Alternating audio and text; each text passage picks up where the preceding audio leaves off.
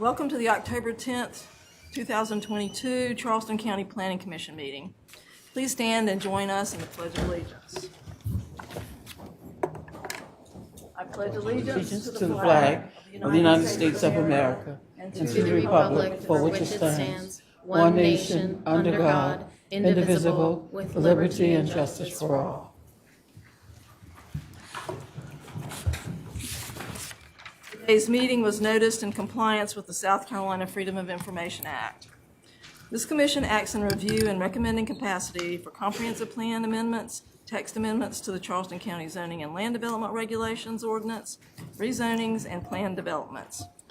The commission has decision-making authority on road name change requests, public project reviews, appeals of administrative decisions on final plats and subdivision matters, as well as other matters pursuant to Chapter 29, Title 6, Section 6-29-340 of the Code of Laws of South Carolina as amended. If you wish to speak at today's meeting, please fill out the sign-in sheet by the door. I'm Cindy Floyd, I'm chair, and for those of you who cannot see the nameplates, to my right, Luke Morris. Paul Pilatos is not with us. Marlena Davis, and Adam McConnell. To my left, David Kent, Warwick Jones, Logan Davis, and Susan Chavis. Also seated to my right is Commission Attorney Mark Bell. Seated to my left is Joel Evans, Director of Zoning and Planning. Joel, you can introduce your staff. Sure. Staff today in the room is Andrea Melisic. She's the Deputy Director. Emily Wynn, who will be presenting the cases today, as well as Monica Eustace. She'll be presenting the comprehensive plan update and where we are today. And also to my left, Savannah Murray and Marche Miller, and I believe Emily Pickett is back there. I would like to remind you that in order to get a good recording of the meeting for the minutes, please speak loudly and clearly into your microphones. And please do not talk over one another. Okay, the first item on the agenda is the approval of the minutes from the September 12th, 2022 meeting and workshop. Is there a motion and a second? So moved. Second. You want to call the roll, please? Commissioner Chavis. Aye. Commissioner Logan Davis. Aye. Commissioner Marlena Davis. Aye. Chair Floyd. Aye. Commissioner Jones. Aye. Commissioner Kent. Aye. Commissioner McConnell. Aye. Commissioner Morris. Aye. The ayes have it. We're going to change the order of the presentations today because the first item on the agenda, the presenter is not able to get here on time. All right. This is a request to rezone TMS number 20500-00-365 from the R4 zoning district to Andale West PD 185. Could you have the staff presentation, please? Good afternoon. This is a request to rezone TMS 20500-00-365 830 Kiowa Island Parkway from the low-density residential R4 zoning district to the Andale West Commercial Plan Development PD 185. In 1999, the subject property was zoned agricultural general, and with the adoption of the zoning and land development regulations in 2001, it was zoned low-density suburban, RSL. The RSL zoning district was then renamed low-density residential R4 in 2006. Prior to this request, in June of 2022, you may remember that the applicant requested to rezone to community commercial, the CC zoning district. At that planning commission meeting, the applicant requested deferral. At a workshop with the public and the planning commission on July 11th, 2022, where much of the sentiment was more positive than that heard from the previous request to CC. And after working further with staff and residents, the applicant now presents this plan development application. This is where the property is located in the county. This is the future land use map. You'll see it has a future land use designation of urban suburban mixed use. This is the current zoning As it stands now, the property is currently undeveloped. It has been used for certain golf tournaments, including the PGA tournament, for parking. And you'll also see that it is directly adjacent to the Freshfield Village development that exists currently. Here's an aerial view to the north. You'll see the Freshfield Village, and aerial view to the south. And here are photos of the site and the adjacent parcels. Here's the conceptual plan submitted as a part of the plan development application. And a comparison of land uses. So here we have laid out some of the allowed land uses in the proposed plan development, as well as in the R4 district and the CC district, so you can see how they compare.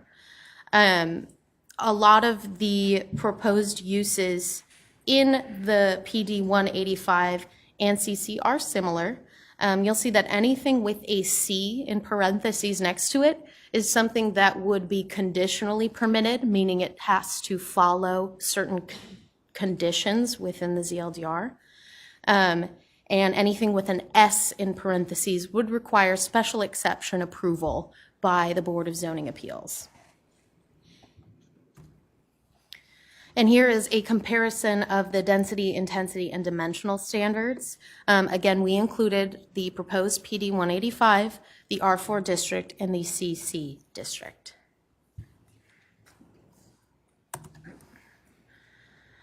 Other requested guidelines that they have included in the PD, they are requiring a 100-foot type J vegetative buffer along Kiowa Island Parkway, and a required 10-foot buffer against all adjacent R4 properties. There will be no internal buffers required. A pedestrian and bike path circulation plan is proposed to connect with the existing Freshfields development, as well as vehicle connections to the existing Freshfields development. A traffic study was performed, and that study recommended that one left-hand turn lane onto Kiowa Island Parkway and one right-hand turn lane onto Kiowa Island Parkway, and also to monitor the intersection of Kiowa Island Parkway to determine whether a traffic signal may be warranted in the future.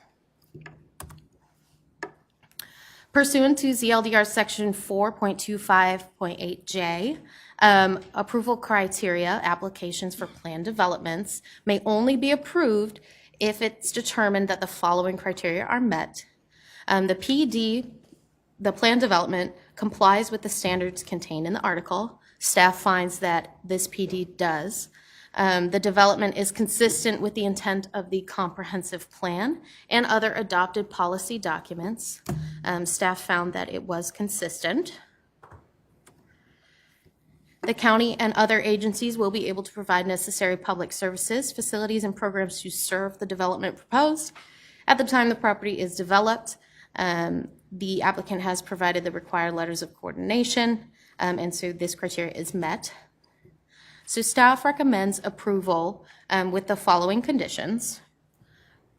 Renaming section 5, uses and development standards. Changing the first sentence leading into the list of uses, providing updated letters of coordination as part of site plan review, and to note, all letters of coordination must be dated within 6 months of the formal submittal. In section 10, deleting the word "and" from the first sentence. Section 14, compliance with ZLDR. Subsection A, change to state standards not specifically addressed within or adjusted by this plan development shall comply with CC zoning district requirements of the Charleston County Zoning and Land Development Standards in effect at that time. Subsection C, remove the last sentence and list of minor changes. Subsection D, change reference from section 4.23.9 to reference 4.25.8J. Plan development procedure and approval criteria. Section 17, dimensional standards, remove this section and rename it section 5, uses and development standards, and renumber the sections accordingly. Section 25, parking, delete the first sentence and replace with the statement that parking shall comply with Article 9.3 of the ZLDR, with exceptions, and list as exceptions the allowances for parking in the front and rear of the buildings. And the loading area facing the adjacent R4 property will be screened by the retention pond and associated landscaping. Section 29, Building Development Standards, remove this section and renumber the rest of the sections accordingly. Section 30, Lighting, change the first sentence to reference compliance with the ZLDR Section 953C. Remove reference to night sky compliance or define night sky compliance. Section 31, Buffers and Landscaping, change the last sentence to read this list is not exclusive. Section 32, Sidewalk and Bike Path, include the following statement: sidewalk shall comply with the requirements of Chapter 9, Development Standards of the ZLDR. And conceptual plan, delete the following text: this site plan is subject to change in the discretion of the owner based on design and engineering considerations, market demands, tenant requirements, and other factors. Such changes shall not be considered a major modification to the plan development. Building design and square footage may vary but will not increase above the total approved square footage. This is covered by the earlier reference to the PD, in the PD to ZLDR Section 42510, variances and other modifications, and label all conceptual plans as exhibits. We've received 2 letters in support, 4 letters in support with staff's recommendation. One of those letters did disagree with the recommendation to remove fast food restaurants, but agreed with all other recommendations. 4 letters in opposition have been received, and 6 letters expressing general concerns with traffic connections with Freshfield Village and the fast food restaurant use, as well as the reference to the CC zoning district, which I would like to clarify at this point.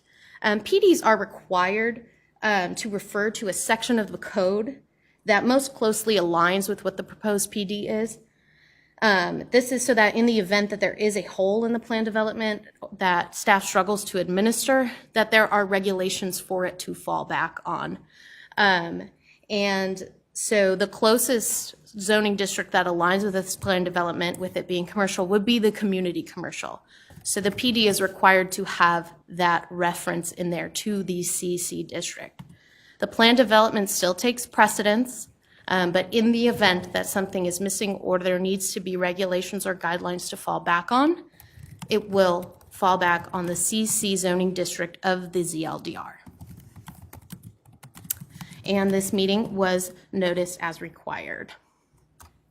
Okay, we appreciate the staff's comprehensive report. Are there any questions from the commissioners to the staff? Lori?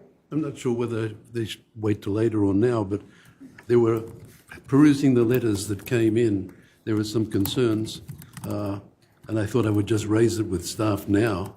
And you've addressed the issue of R4 and CC, which I was going to question. Fast food you mentioned, but from my understanding, I can understand why fast food would not be there, but there is restaurants that serve food to go, and I gather there's been some change in the definition of fast food or whatever. Could you elaborate on that? Do you understand what I'm saying? Yes. I believe actually that the applicant is here and can speak a little bit more to this. Staff is recommending the removal of fast food restaurants, including fast food restaurants with drive-throughs, just because we don't find that the drive-throughs match the character of the existing development in this area. But the applicant can also speak to this request as well. Okay. And there was also questions about connections and roads, which there is always, but would you like to talk to that? Do we feel that everything in the PD is adequate? It meets the required criteria for staff to recommend approval with the conditions listed. Anybody else? Adam? Just one question about the conditions. It seems like there's a considerable amount of conditions applied here, and I'm not used to seeing applicants with so many. I'm wondering what the rush is, why those weren't made in advance of submission to staff, and just curious about that. And I have one other follow-up question after that. Yeah, so once a formal submittal is made, typically no more submittals will come through. A lot of the conditions that are listed here are relatively minor and have more to do with semantics, grammar, things like that. Staff did not find them substantial enough conditions to not recommend approval with those conditions. Thanks. And lastly, I'm just looking at the traffic impact study that was put forth, and these are one of the things that sometimes bother me, that you get a suggestion from the engineering group that said you should monitor this intersection for future warrants of traffic signalization. And I know that the DOT is hesitant to allow for signalization. They don't want to disrupt any flow of traffic whatsoever. However, who will be responsible for that, for monitoring that? And if so, what enforcement mechanism do we have as the county to get the developer or the subsequent owners to make those improvements in the future?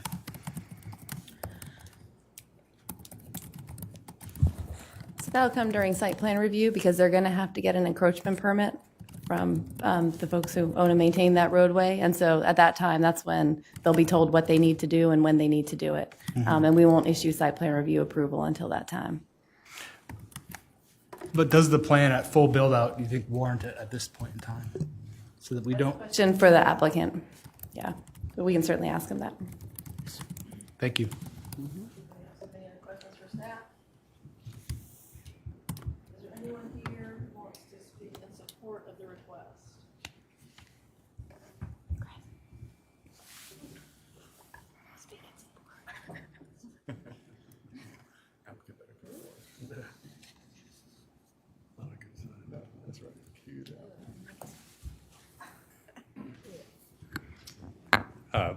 Mr. Chairman, ladies and gentlemen of the commission, I'm Chris Carrata with Riverstone Properties, the applicant. Obviously, we support the request, but I thought I could address a couple of questions if that would help. The fast food question was really one of the main ones that came up. And the county defines fast food very broadly, like you mentioned, any restaurant that serves to-go food, basically, that doesn't have a waiter is considered fast food. So in talking with staff after the recommendation came out, I believe we're in agreement that we would like to leave fast food as an allowed use, like Freshfields next door has several, Ben and Jerry's, Jersey Mike, several of their users are basically considered fast food by the county, but agree to not allow fast food with drive-through.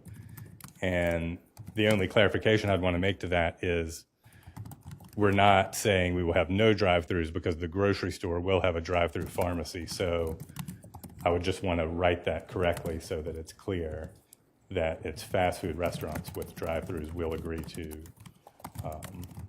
disallow. And then the traffic study, does at build out does not warrant a signal, but we're in constant communication with the town of Kiowa, who owns the road. And as Andrea said, we're at their mercy for what improvements need to be done when we get site plan. Any other questions for me while I'm here? So I wasn't here for the workshop because I'm relatively new on this board, and I know there was conversation about additional connections to Freshfields. Yeah. I see that you have one potential future connection closer to the side of Harris Teeter. We showed two on the there's a circulation plan. Right. You have one that's permanently shown to Freshfields Drive, but then the circulation plan shows a potential future, or is that like? So we have there's going way back to when Freshfields was built. We've owned this land for a very long time and used to own the land that Freshfields is on with the original Freshfields developer. So there are agreements that go way back and back to when the large pond was built, which is half on our property and half on Freshfields property. And in that agreement, there's a requirement that there be a connection. But when that agreement was written, nothing existed yet. There was no Freshfields, there was no anything. So it didn't define a location. So there is a requirement that it has to be there to our benefit, and as the residual landowner. And in site plan, we're going to have to really figure out how that works and with circulation. Right. There's these things. There's always a chicken and egg element to these things where you're trying to get zoning and you can't go but so far if you don't know what you can build. So that's kind of where we are. But I'm quite confident that the owner of Freshfields desires a connection. They'll greatly benefit from it, and we certainly want it and have the right to have it. So that's where that stands. But over the next, year, that'll get figured out. Okay, perfect. And then, was there any consideration for an additional connection to, I don't think that it has a name yet, but the additional road where it's labeled construction entrance? An additional connection to the center. Vehicular. So right now there's a pedestrian connection where I would think about it on the circulation map. Also having a vehicular connection. So right now, that plan, it sort of shows 3 connections, but one of them looks like trees. But there's the immediate connection when you come in, right, to the shops out front. Mm-hmm. You see those trees kind of going through? I was wondering why there was a line of trees. I don't know why that's showing as trees, but that's a logical place for a connection. And then if you go down further, okay, there's another connection in front of the store. So 3 connections is what makes the most sense. Yeah. Okay. To Perfect. get people in and out. Yeah. That's what I was hoping, but it just seemed a little unclear. So. And again, it's one of those things where as you get into site planning, you start to figure out a lot more of what's going to work best. Anybody else? Okay, thank you. Thanks. And I also want to just thank staff and let you guys know that they've been super helpful and answer all my questions all the time, and really appreciate that.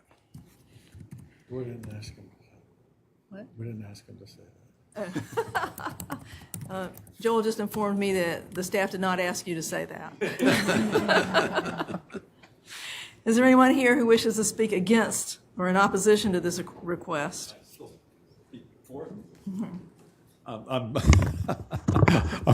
here to speak for the applicant and the Endell West. You kind of skipped over there. Basically, we sent you a letter. We agree with staff's recommendations, and the only issue we had was the fast food restaurant. And if it's done, if it's clarified as the applicant says, then we're fine with that. So we think it's a good plan to have then. So thank you. Sorry. So, ask him a question. Well, John, a question for you. Yeah. So to be clear, they're asking to have a fast food restaurant, but without a drive-through. Are you okay with Yeah, that? the definition of the ZLDR in terms of what they have in their fast food is fast casual and so forth. The issue is no drive-throughs. And as the applicant mentioned, I don't think anyone has an issue with a pharmacy drive-through. It's the McDonald's or Wendy's drive-through that we're concerned about. Okay, thank you. You're welcome. Is there anybody else who wants to speak in favor? Yeah. No. Okay, anybody opposed? Come on up and speak. Tell us your name and address. I'm a little old school. They said I could bring posters and they would set up an easel for me. There we go.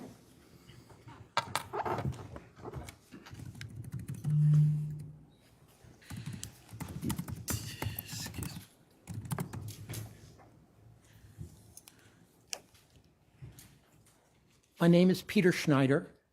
I live at 238 Beautyberry Court, which is in Cassique.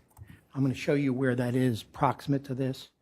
I'm here on behalf of the Homeowners Association of Cassique, the HOA. I should also add that for 6 years, I sat in your seats in DeKalb County, Georgia, as a member of the Planning Commission there.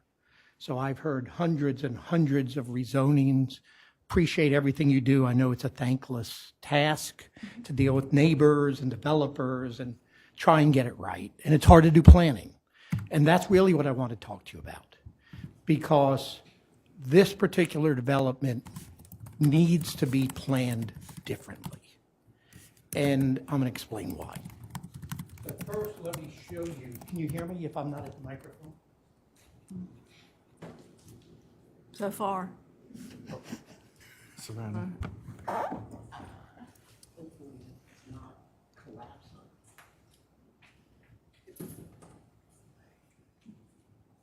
Thank you.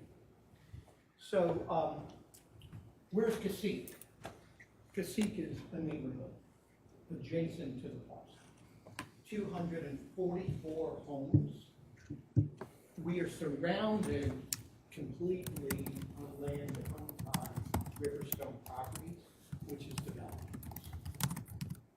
The fresh fields, and this, by the way, shows you tremendous amount of development activity that is now beginning to take place around Freshfields Village.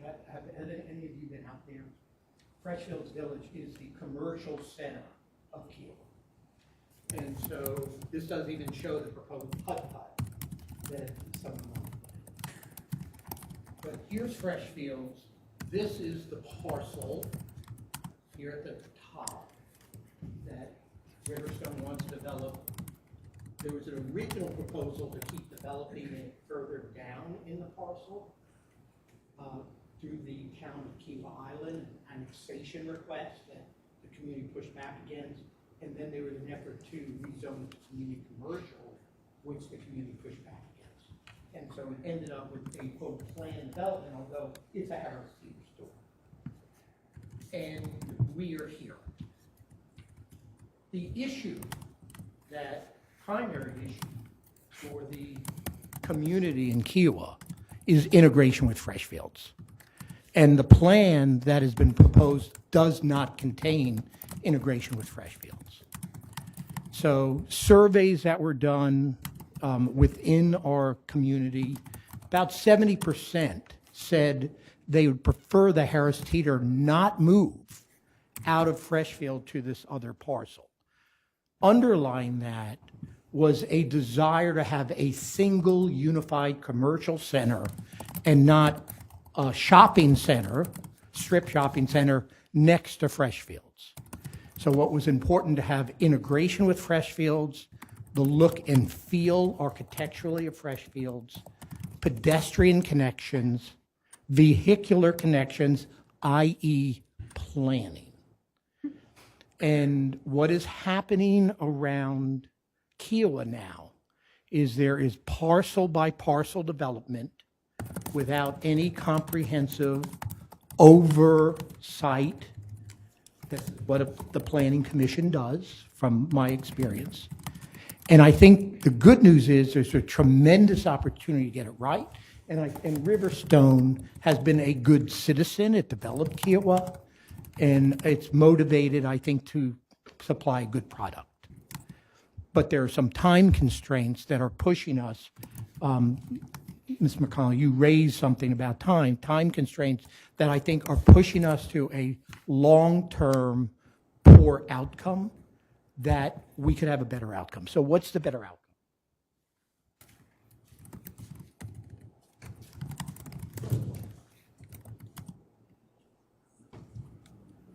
I think this is why that's superior to what I'm doing. This is a development. It has been improved somewhat from the original proposal in that it's now a little further back from Kiowa Island Parkway. The stores, the outbuildings have been arranged in a street. But basically, it's the same proposal that has always been there.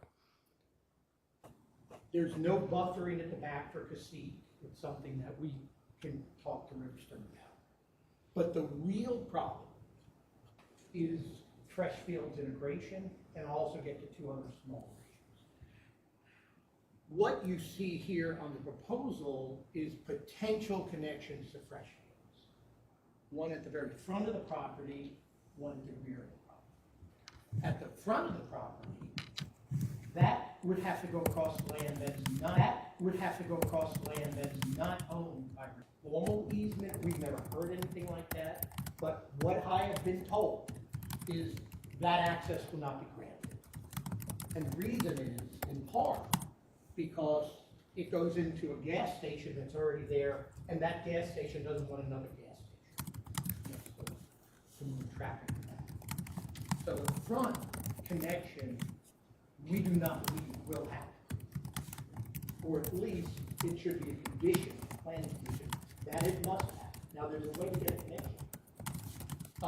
And in the rear of the property, it just goes into the back of the store.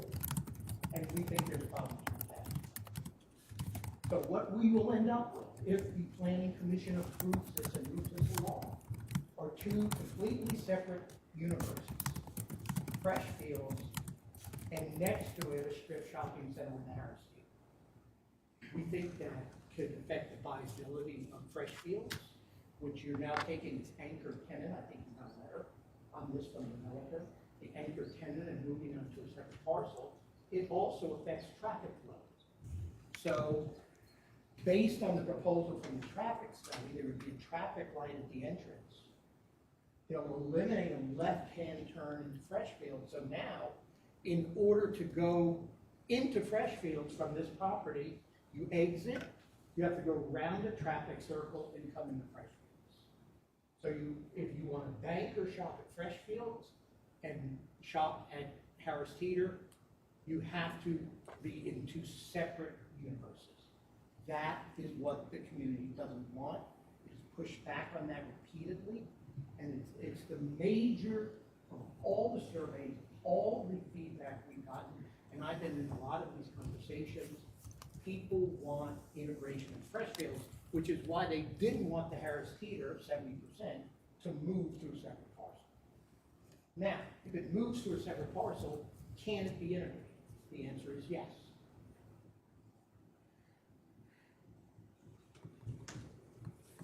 And it's a very simple thing, at least for us who don't own and have the property. Just move it back. So if you move it back on the parcel instead of being at the front, the village green is the center, the center of the commercial center of Freshfields. Everything goes to that village green. The current Harris Teeter goes to the village green. Everything's built around the village green. So what Riverstone can do, just move this back on the parcel, and there may be other solutions that it has.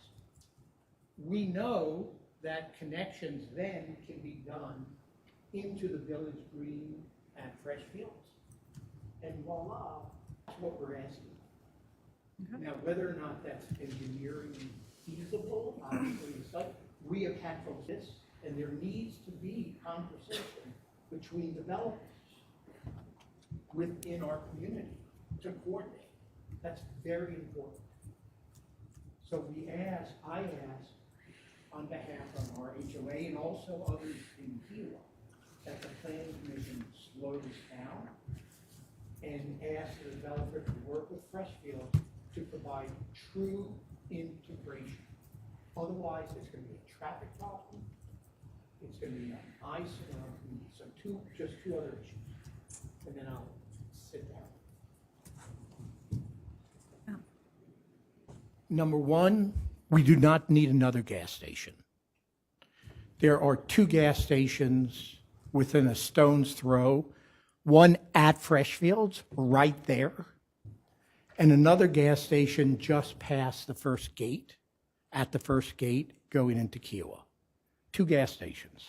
Plus, if you go to Main Road, it's about 7 miles for you to get to a whole slew of gas stations.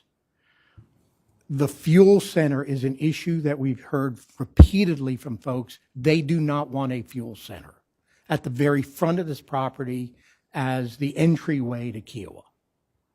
You know, home of the 2021 PGA and the Harris Teeter Fuel Center.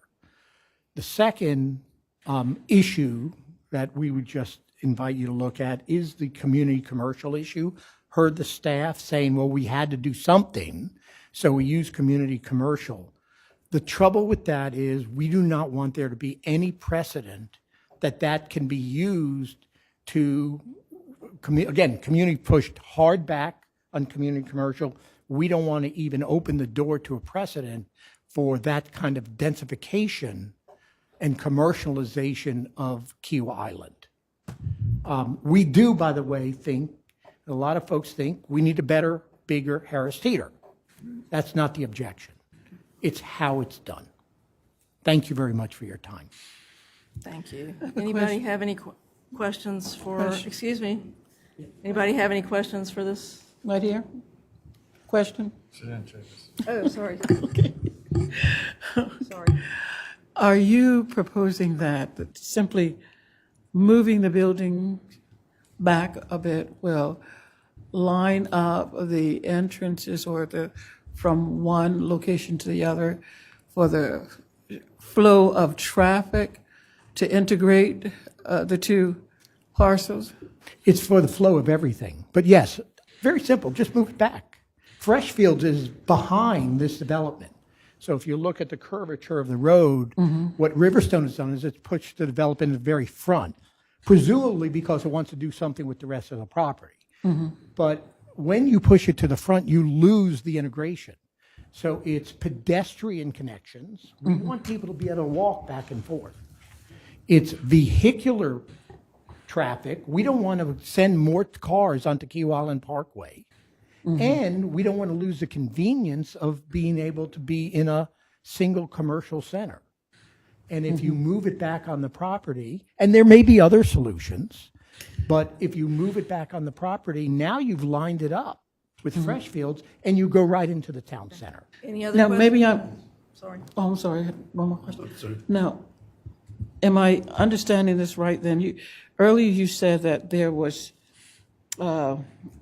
supposed to be an easement, or someone said there was an easement in between the two I think parcels Mr. of Corrada property. mentioned that And there was some sort of agreement on access. that- We've not seen anything like that. You haven't seen it? We've Okay. not. Okay. No, I was just wondering, because if that was there, if that's a problem now, then wouldn't lining up or pushing the buildings back, would that easement problem still exist? No, because when you push it back, the objection at the front is it's going across someone else's land. It's owned by South Street Partners. Okay. Okay. Mr. Davis, did you have something? Did you have a question? I did. Are you asking, it appears to me that if you push this back to where you're proposing, that's actually an additional parcel. So are you asking the developer to put that parcel into this PUD as well? I'm asking the Planning Commission. But that's a separate parcel. No, but first what I ask, the developers asked the Planning Commission to rezone property. It's zoned R4. What we're saying is we would be supportive of a rezoning if it was aligned and integrated with Freshfield. If that means a different parcel, they own 500 acres of land, this area. They own all the land they need to make this happen. It's right there. It's their land. They chose to put it at the front, but they could easily choose to put it somewhere else. Right. What I'm saying is it looks like that if you push back to where this Harris Teeter would be even with the existing Harris Teeter, that is encroaching on a separate parcel. I understand it's owned by the same developer, but are you asking the developer to add that parcel into this plan as well? If that is what it took to make this work, I think we would be supportive. Our focus is on integration and coordination and planning this the right way. This is a very different development if it's part of Freshfields than what's being presented to the Planning Commission today. Roy, are you done? I was under the impression that Freshfields was consulted about this development, and the way you spoke, it was implied that they were not in the loop or sort of not within it. But I think maybe the applicant may like to address some of the issues that have been raised now. Well, anybody else have a question? I did. Adam? Just a brief question. Had the developer reached out to you or your community or HOA, and has that feedback been back to them in advance of this submittal? Or is that just your internal polling, your 70%? So our HOA had a meeting with City Council, County Council person Jenny Honeycutt. She invited Mr. Corrada and Mr. Warren, Roger Warren, another gentleman to join that meeting.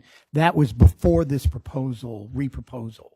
We have not had a meeting with the developer since this proposal was put in front of the Planning Commission. So have they seen your idea about pushing that back? Have they been able to evaluate that idea? They have not. Okay. Well, I don't know if they have or haven't. It's been part of a traffic on Ikeowa, which is a community, I don't even know, blog? That's probably the wrong word, I apologize. But a community forum. But what the community forum and community has said is they want Freshfields and the new Harris Theater to be one, not two. If there's a better way of doing it, we're all for that. If there are true connections that take place, but we're told those will not happen. That's not going to happen. But this Planning Commission could condition approval on there being that integration and being those connections, I believe. It just seems odd that you're being told that those connections cannot happen, but they haven't seen the plan that you proposed to them. So I'm not sure how that. Those are different connections. My understanding, there have been some discussions. Okay. Thank you. I've not been a part of them. So on the site plan, where number 7 is, it looks like it ties into Freshfield Drive. Is that correct? Site plan? So that's the connection into Freshfield. So I think 7 goes across property that is neither owned by Freshfields nor by Riverstone. I mean, Mr. Corrado can probably confirm that. It's owned by South Street Partners, is my understanding. Arlene? I don't think this question is for this gentleman right here, but is there a fueling station associated with the new Harris Teeter? Yes. And the fueling station, we were told, would be 12 pumps, maybe 8, maybe 14. It's modeled after Bees Ferries, Harris Teeter, very different off of 17. Thank you.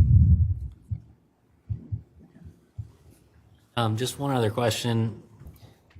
I'm curious, were you present at the last presentation that this developer brought forward on this parcel? I watched it Okay. on the replay. I was not physically present, but I wrote a letter to the Planning Commission.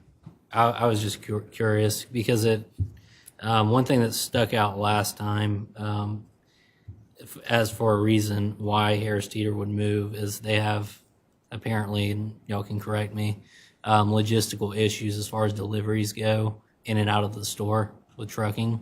And that was one idea of why Harris Teeter decided to relocate to this land. So they had better logistical entrance and exits for that type of. What we were told is that currently Harris Teeter is in a 38,000 square foot facility. Its standard store, if you look, is 53,000 square feet. It wants the option to expand to 65,000 square feet. And at Freshfields, the biggest it could go is 48,000 square feet. And so his store size was the driver. But I'm sure there are other considerations. Okay. Any other questions? Thank you. Thank you. To speak in opposition. Thank you. Maura McIlvain, Blue Heron Pond Road on Kiowa Island. I wanted to address traffic, and that seems to be an issue Commissioner McConnell has, and I want to explain a couple of concerns I have. They don't currently have a traffic light there or any type of traffic control for that intersection. You can see from the rendering that's on the screen, it is on a slight curve. You can also imagine the trucks for the new Harris Teeter at 65,000 or more feet going in and out and then trying to turn left with no traffic control device there across the lanes of traffic on a curve. So I have a practical problem with that. But I also wanted to talk to the commission about the traffic study that was submitted. The data was collected in May of 21 and June of 21, and the report was issued in November of 21. So almost a year ago, not quite. What is unclear to me, and I apologize for this, is I can't tell if this commission was given a subsequent traffic report commissioned by the town of Kiowa, which evaluates both this intersection and possible development, as well as other developments that are on the books coming down the pike for Kiowa Island and parts of Seabrook and the Freshfields neighborhood. The reason I think it's important is that this subsequent report from the town of Kiowa said that the Freshfields interchange, as currently designed, with a development on the Andel property, it would fail without a traffic control device at the Andel development. And it also said you need to reorder or redirect the traffic out of Freshfields. So you can turn left into the Andel property, but then you have to, for traffic flow, according to this report, you have to connect to Freshfields and go out the other direction in order to turn east going back to Kiowa. So it's circuitous for sure, but the traffic study, which was done by Kimley Horn on behalf of the town of Kiowa, makes it very clear that without a traffic device there, you've got a boatload of problems. But let me point something else to you out to you, that I think differentiates the traffic report submitted from November of 21 and the town of Kiowa report done and completed in August of this year. The report that the town of Kiowa did considered future development between now and, say, 2025 or 2026. And there's something on the magnitude of 7 short-term development projects and 3 long-term development projects that are going to take place in this area. Potential hotel, the Cape development, which is going in off of Beachwalker, a variety of other developments that are going in beyond, meaning east of the Andel West property, which will impact, obviously, traffic in and out on that strip of road. There are roughly something on the magnitude of 480 or more units that are currently on the books for what I would say is this neighborhood, slightly west, called Seafields, and east, including a potential hotel. In addition, there's an MUSC medical facility going in on the other side of the rotary on the Seabrook side, the west side, which is also going to add traffic. So I'm here to say, with all that introduction, I am not against this development, but I am extraordinarily concerned that the traffic study they're basing this on does not appear to consider development. In fact, on page 12 of the report, it says, no adjacent developments considered. Oh, really? You've got to consider that. So I'm merely here to ask that the commission require them to commission another traffic study, and we really talk about whether a traffic control device is needed, because I believe it is. Thank you. Thank you. Anyone else? My name is Perry Molinoff. I live at 10 Blue Heron Pond Road on Kiowa Island. Built my home about 20 years ago and have been a resident for the last 10 years. I want to first commend Riverstone and for the changes that they have made. Many of those changes have in fact substantially improved this project, and I'm thinking in particular of the increased buffering, which is I think a big plus. I do have a number of concerns and a number of specific requests that I'd like to make. The first of these is with regard to the allowable uses. The allowable uses in the request are apparently based on those that were allowed by Freshfields 10 or 15 years ago. I believe that the list would be much better, we would be much better served if that list reflected the existing and current uses of Freshfield so that it remains appropriate. I believe that Chris has stated that there will not be a convenience store associated with the fuel center. I believe that that should be formally included in the request for PD. A number of the other things that are on that allowable list seem to me to be clearly inappropriate. For example, we've talked about restaurant drive-throughs, and I'm pleased to see that those would be not allowed. Charter boat and other recreational watercraft rental service, consumer good rental service, vehicle renting or leasing, vehicle or boat repair service, vehicle parts, accessories, or a tire store, recycling, distribution, drop-off. I don't think that any of those are appropriate for this environment. And so my request is that that list be pared down and looked at as a serious list as to what really would be appropriate to include. A second issue has been, I think, very nicely presented by my colleague, Peter Schneider. Peter is also a member of Preserve Kiowa. I'm chairman of the board of Preserve Kiowa. The question of interaction between Freshfield Village and Endell West is, I think, critical. The current proposal shows a connection near the station of Freshfield Village. I'm told that that may not be feasible. I believe that this should be a contingency. It should be required that we know exactly how that interaction will take place before this approval goes forward. Interaction needs to be both for vehicles and for people.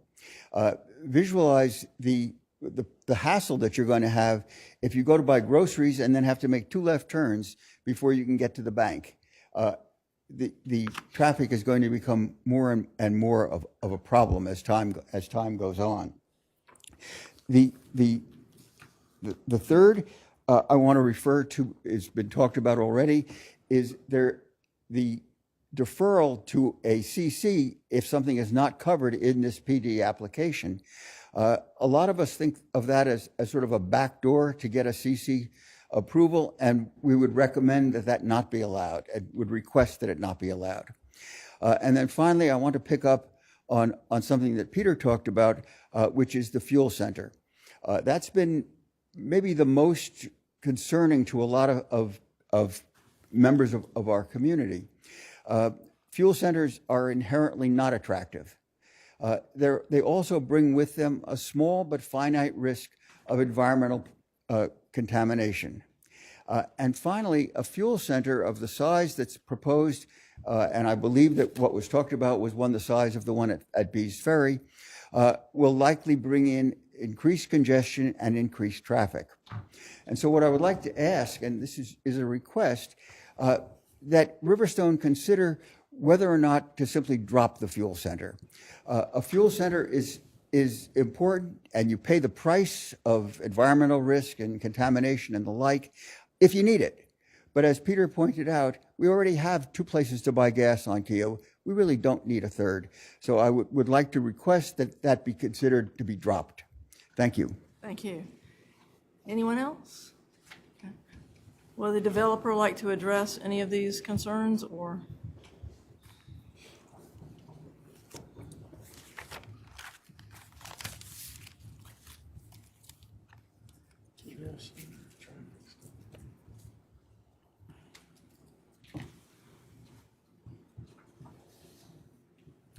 Good afternoon, Madam Chairman, Commission members. My name's Trenton Walker, and I've been working on the sidelines as a lawyer with the applicant here. And I also want to thank staff for all the feedback that we've gotten. There's been some talk about a hurried timeline. We started this about 18 months ago with the town of Kiowa Island to annex and do a PD there. There was pushback. The developer withdrew it, came to the county, came in with a new proposal to go with community commercial, which was the most suitable of the standard book of categories. There was significant objection because there were certain uses in community commercial that people did not want. The developer again pulled back, went back for 4 to 6 months to sit down with staff and work on a PD, to come back with a closer, a more narrow list of uses.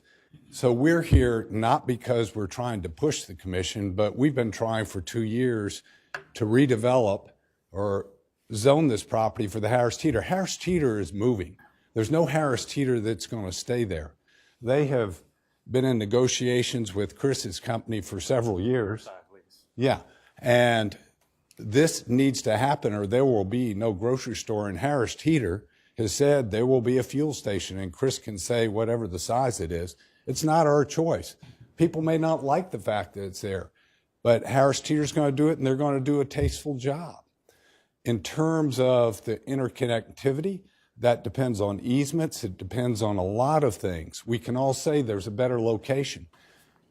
The developer very much wants that interconnectivity. It's critical because of the symbiosis between the two. I would venture that you can bet it's going to happen. Whether it happens in one location or another, I can't tell you. And as Chris said, that depends on the actual site planning that occurs. There is an easement that they have that allows them to cross, so there will be some type of access. As far as the community commercial, I understood staff was saying if there's some sort of gap, it would fall back. But there's no gap in the uses, and we know that staff is consistent on if it's not in the PD, it's not there. You can't do the use if certain things are not there, so we're not worried that staff will let the guard down. We don't want community commercial. That's not our goal. There was some suggestion we were hearing a subterfuge to secretly get community commercial. We aren't. I just want to say that we've been trying. We work with the community. I think your inboxes for your emails 6 months ago compared to today when I had printed out 500 pages of emails versus where we are now, we've done a lot of work, and we've done a lot of work with staff. And I'm going to let Chris step in and talk about some of the specifics. Thank you very much. Thanks, Trenton.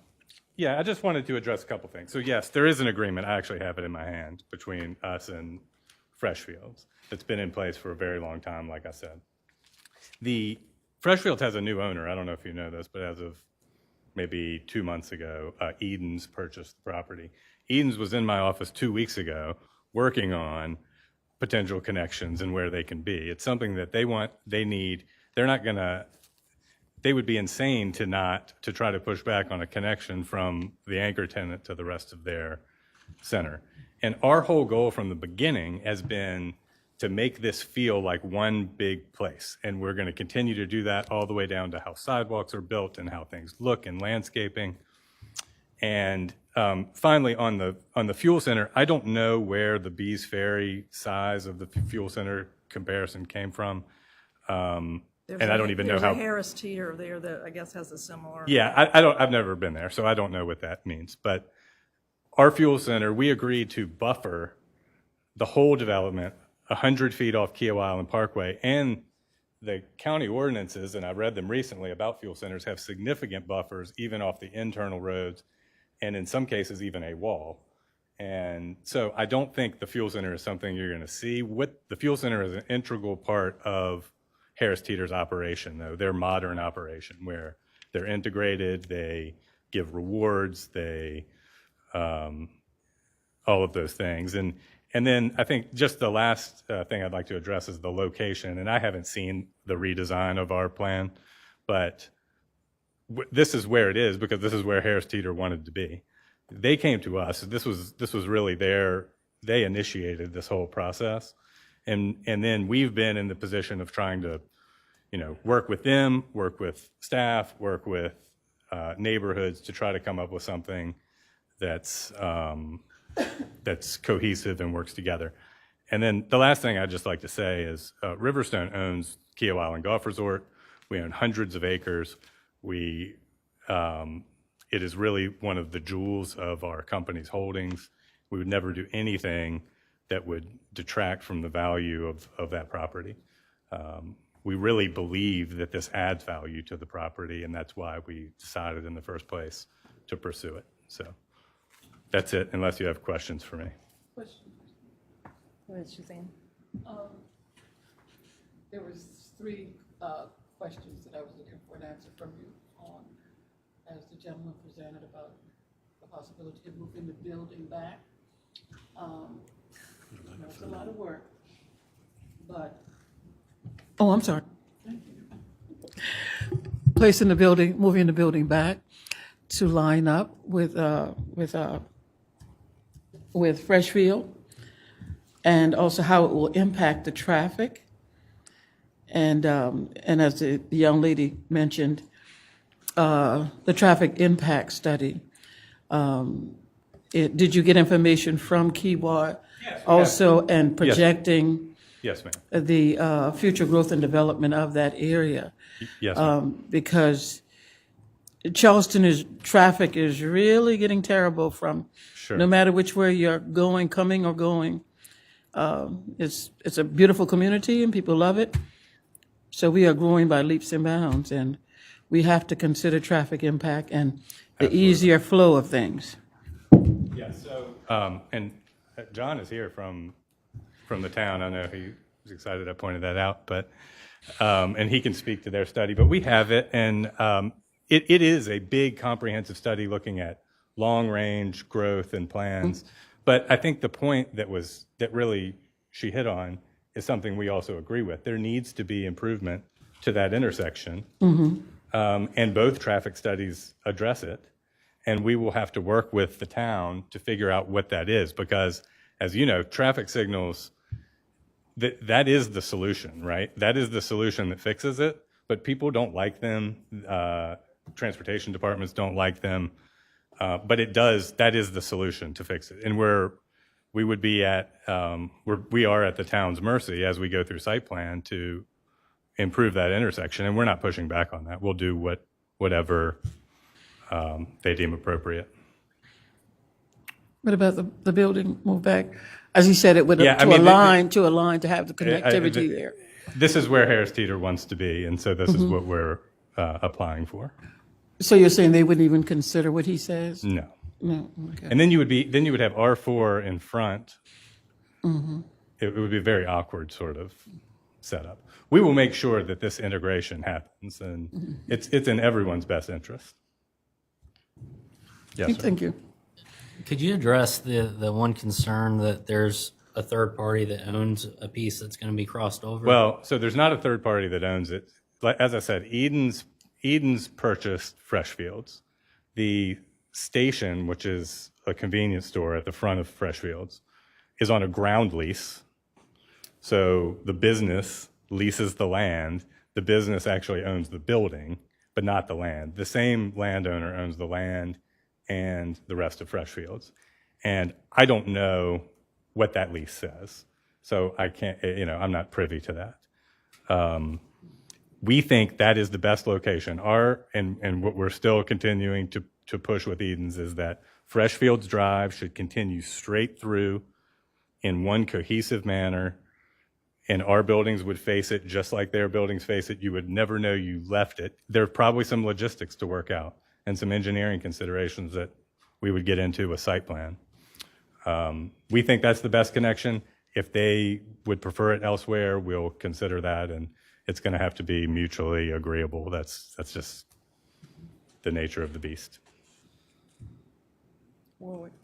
Just, so there's a ground lease. So just to clarify, the person that is leasing has a long term. Could he stop what you propose? I mean, it might be. I'm sure they would have to be a part of the conversation, for sure. Okay, so presumably it is a long-term lease, so the owner Yes, has sir. limited options then. The owner of the building. Yeah, I don't know. I haven't seen the agreement. I could not tell you. okay.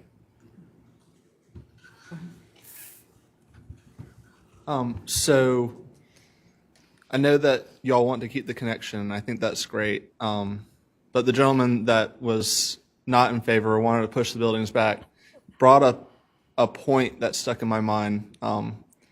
That road, he didn't say this, but roads typically do not change for hundreds, if not thousands of years. So where you put those roads are going to be more important than what buildings you have there and so on. And y'all are dedicated to the continuation of Freshfields integration and you also own the large property behind it.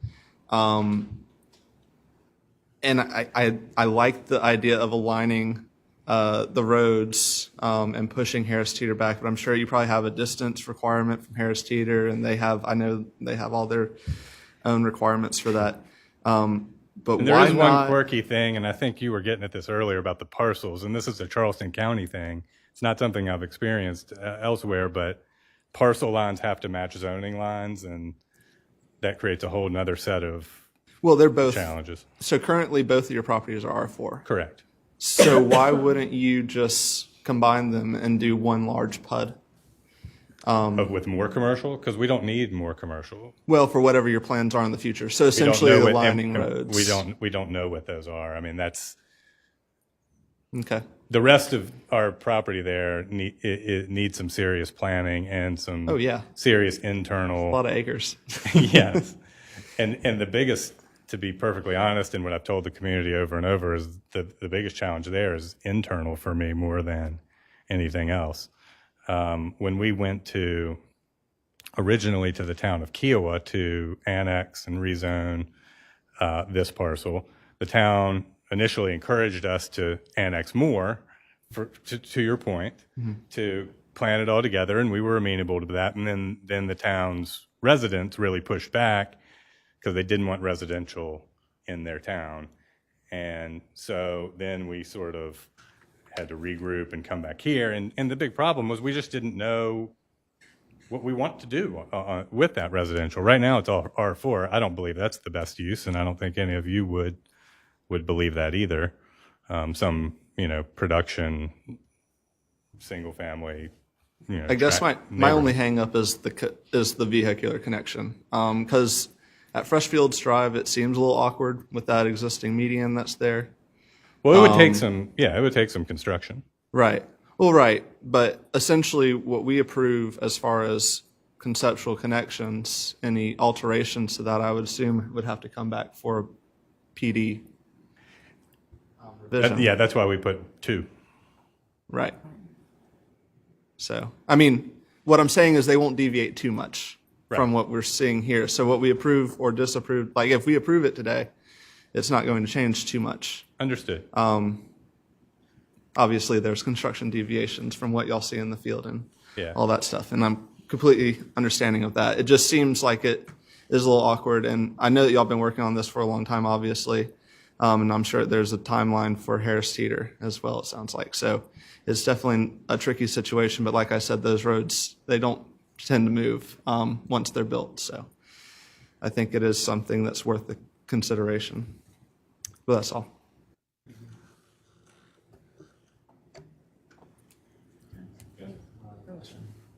I'm curious as to what happened with the green space that was on the past. It's still there. It's still there. Okay. Yeah, I think it's on the other plan.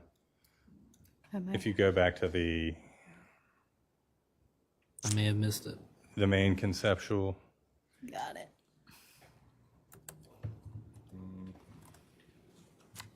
Yeah, it's so you see it all along the main parkway. So really, I think y'all had it spelled out as something additional amenities or something in the previous iteration of this. well, you I might could be wrong. thinking of all that. So what we were trying to do was add Right. open space along the parkway Mhm. coming into the site is to buffer from Cacique.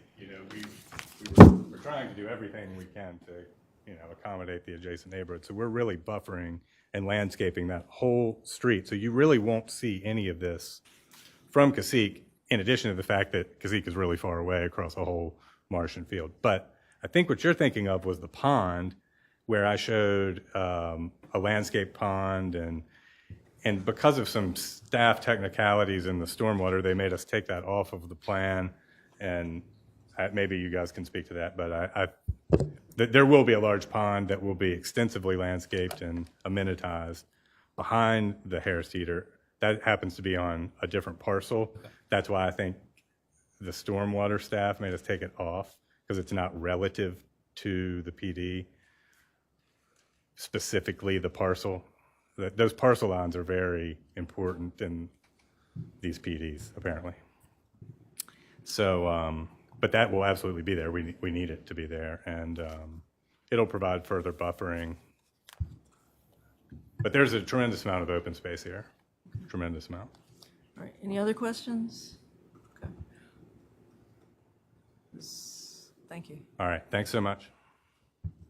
Is there a motion? Any other discussion?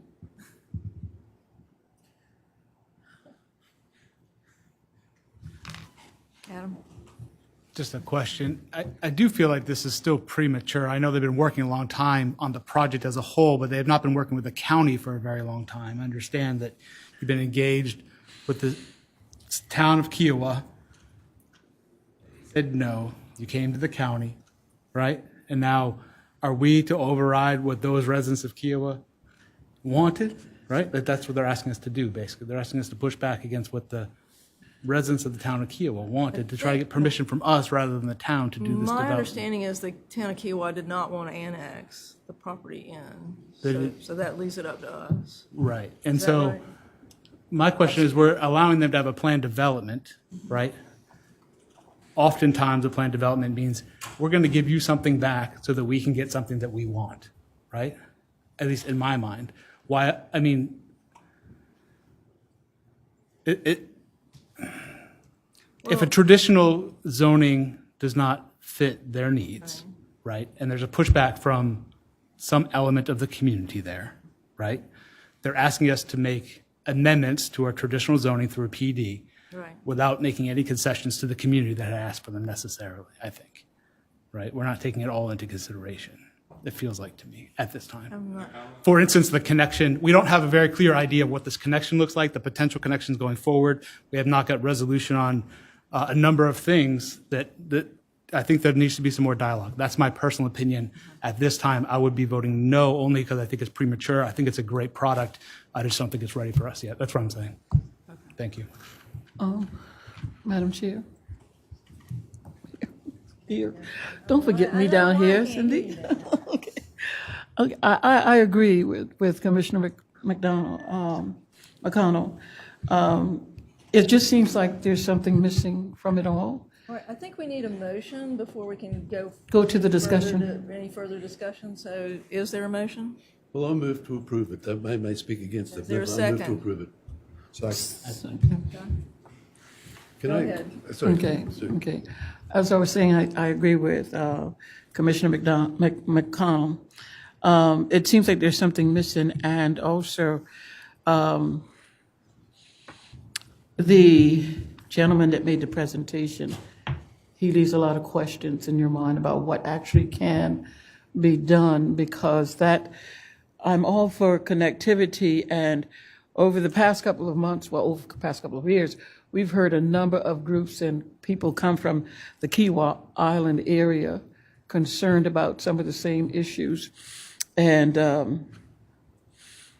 there's just a lot of growth and development, particularly around the Kiowa Island Parkway in that area. And this coming in, and what he said about pushing the building back to line up the Freshfield Park and this new development, that it would be somewhat of a solution to some of the traffic problem. And of course, it should improve things, that people don't have to go around and come back around, or could turn to the left but not to the right, and so forth. Should bring some clarity to that area for traffic. Anybody else? Yes, sir. I'd just like to say that, Commissioner McConnell said that, Did you? Your mic. sorry, that sorry, I'm not expressing myself well. There are benefits to the community. I mean, there was a host of letters that came out and said, we need this sort of development. So the community is getting it and has expressed itself that they see the benefit from that. There may be some people who feel that they're not going to get a benefit, but I would, from the letters that we've got, I think there is, and from the St. John's organisation, that there's certainly been a lot of people very much in favour of it. But I have to say, I was previously well in favour of it, and I still may well be, but like others on the Commission, there's sort of the little elements of a doubt, particularly connectivity, which sort of gets in the way of my thinking. Well, I'm usually one of the doubters, but the developer said, they want connectivity Yeah. because that will improve everybody. I mean, like the guy says, you don't want to have to go drive around the block to get to the bank after you go to the Harris Teeter. So I think they'll probably work that out.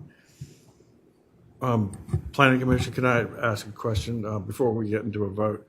Warwick, you made the motion for approval.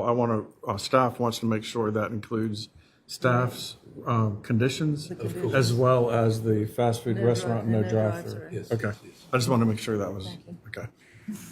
On the point of the connectivity, is what I'm hearing that we have to get past this stage before we can have a guaranteed point of connectivity anyway. So the issue of connectivity, they have an easement in hand. They want to connect. That satisfies me because they're going to do that. We just can't put the X on the map exactly where it is. So I don't know why that's a holdup for us to move that along. So looking at it with Google Maps, it appears that where they have their point of connection to Freshfield Drive is essentially set by where the entrance to that convenience store is. And my issue with that location for the entrance to this in general is that there's that planted median across from there, and it's not really connected to anything. Honestly, I would prefer a connection to Hedgerow Lane, and then that would continue in front of the Harris Teeter, but unfortunately that's where the lot line is. I just feel like Freshfields is too important of a node for Kiowa, a commercial node, that it needs to be viewed more holistically. And I understand that the applicant doesn't know what they want to do with that back portion of property, but they do also own it, and they have the opportunity to plan that because they own both. If they didn't own it, it would be a different conversation or concern in my mind. But I know they want the connectivity, and honestly, I think that that's the opportunity to have a better connection. I think ultimately that would benefit all parties involved more than just pushing it through at what I think is kind of a subpar connection to Freshfields, to this quasi-main commercial strip that they have in front of Harris Teeter that really has no connection to the rest of the area. So, Anybody else have any other questions, comments? We're ready for the vote. Commissioner Seamus? No. Commissioner Logan Davis? Yes. Commissioner Marlena Davis? No. Chair Floyd? Aye. Commissioner Jones? Yes. Commissioner Kent? Yes. Commissioner McConnell? No. Commissioner Morris? no. It's a tie. Like, Oh, Pete is not here. So it's a disapproved. It's disapproved. disapproval? All right, Madam Chairman, council, may I ask a question on PDs for staff and legal? Since it seems like we're constantly running into the questions about PDs and wanting to know if there's any way that we as a body could come up with a distinctive classification or defining a different type of PDs into different levels to restrict some type of development in certain areas. Is that, no, we can't do that? Is that what you're saying? That's kind of what a PD is it's a customized zoning for a parcel that does not fit. What I'm asking is if we can design something more intense that would limit, because one of the things that the people are saying when they come here is that once it gets to be a PD, these are the items that can go in it. We know that it's very descriptive there, but is there any way we can do certain levels of classifications under PD that will restrict certain things in those areas? the PD's parcel by parcel, I think, so inherently it's going to be custom, so, correct, Joel? Yeah. I have to think about that. If we have. You do understand what I'm saying, right? We define what a not really. PD is, so therefore we should be able to break it down into different levels. This is allowed in this area, this PD1, PD2, PD3. Yeah, then you're kind of creating a zoning district out of PDs. I think that if we went that route, you would lose a lot of the input that is inherent in the PD process with the community planning, with the community meetings and the workshops. And the idea is that through that process, the applicant brings forward a customized zoning district for that parcel that has taken into account all of the surrounding area and the concerns of the community. Community, and, yes. Yeah. And the idea is that the PD process brings that out. That's our goal as staff, that comes out inherently in the process.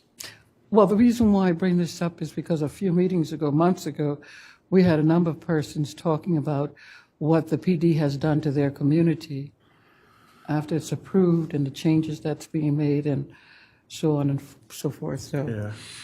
And, I mean, I know that there have been some concerns or discussions in the past about the amendments of PDs, and that does seem to be something that we keep hearing as a concern of a PD will be approved 20 years ago, and then it will come forward for some reason or not, it wasn't developed or it partially developed, and the PD comes forward with an amendment.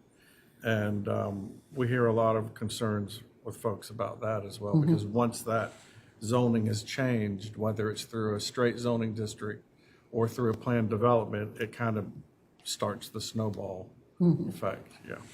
So. All right, County Council will hear this request at an upcoming public hearing on November 10th, 2022 at 6:30 PM in council chambers, and also at their November 17th, 2022 Planning and Public Works Committee meeting at 5 PM. The request must then undergo 3 readings for approval at council's discretion. Next item on the agenda is the Crest rezone 385-15-00-017 and 385-15-00-031 from the R4 zoning districts to Mill Crossing Estates PD 180.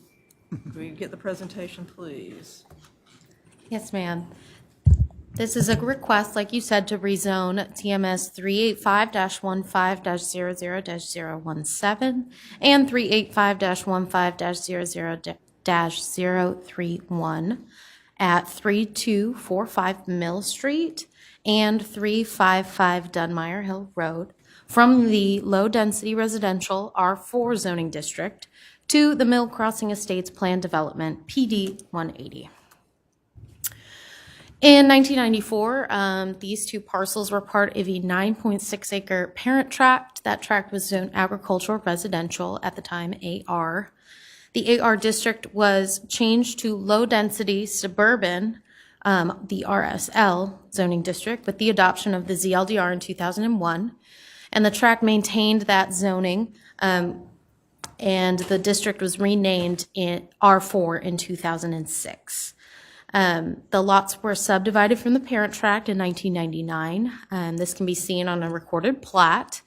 Prior to this request, no zoning map amendment requests have been made.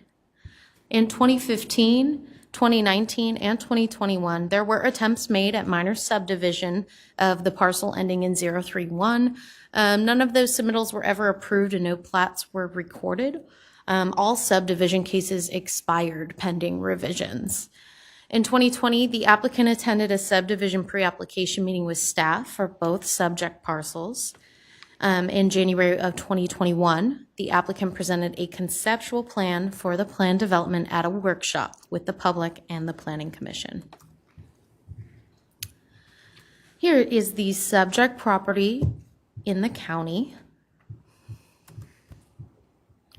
Here is the future land use map. You'll see that the future land use designation for these two parcels is urban-suburban mixed use. And the current zoning, like I said, is R4, low-density residential. This is an aerial view to the north and an aerial view to the south. These are photos of the subject properties, and these are photos of the adjacent properties and properties across the street. The conceptual site plan. And comparison of land uses. You'll see that low-density residential R4 has some land uses that will not be permitted in PD 180. And PD 180 is proposing a maximum density of 30 dwelling units, or 5.4 units per acre.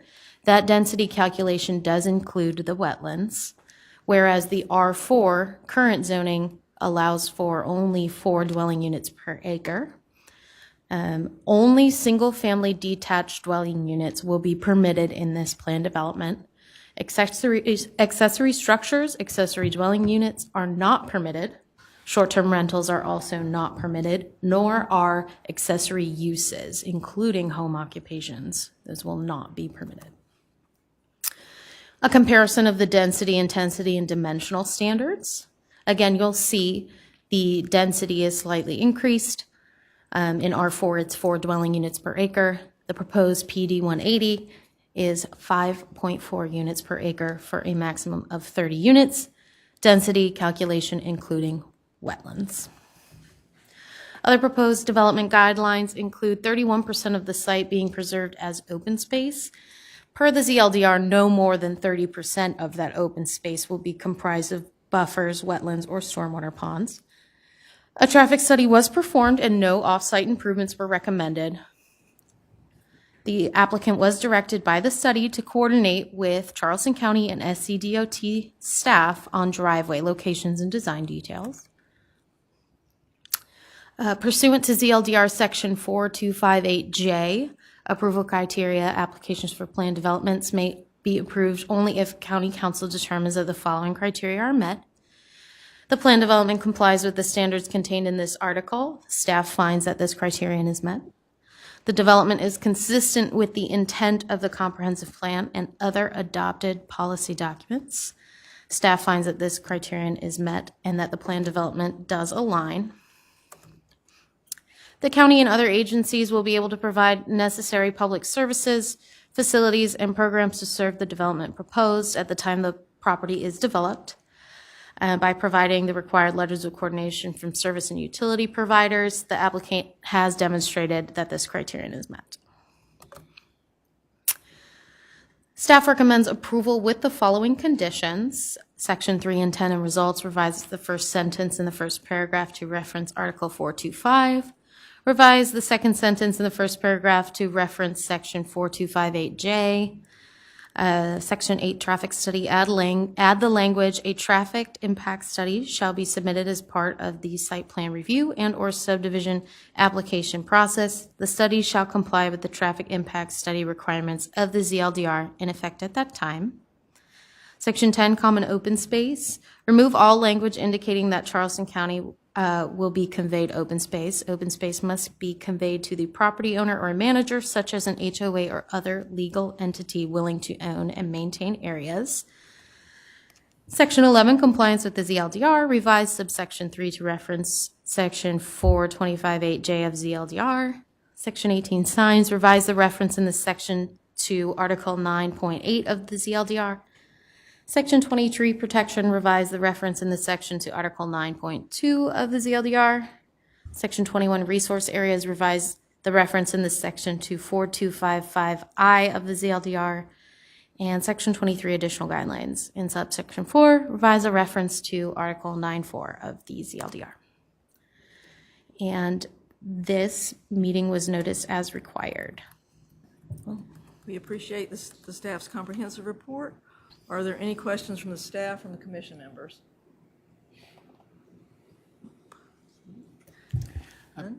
Is there anybody here who This is a quick question. Oh, sorry. Why a PDD and why not just a regular rezoning to a higher density? Is it the setbacks that they're driving this? Like, what is driving it? I don't understand. They want to do single-family detached, from what I understand. We don't have a higher density for single-family detached, unless there is affordable housing component to it. The next density for residential would be like our multifamily. Okay. Which would be way out of. I guess I thought we fixed that. I thought we maybe we didn't, I guess. We tried to. I got you. Yeah, it didn't work. Yep. Got it. Yeah. Thanks. Any other comments, questions? Okay. Is anyone here wants to speak in favor? Yes, ma'am.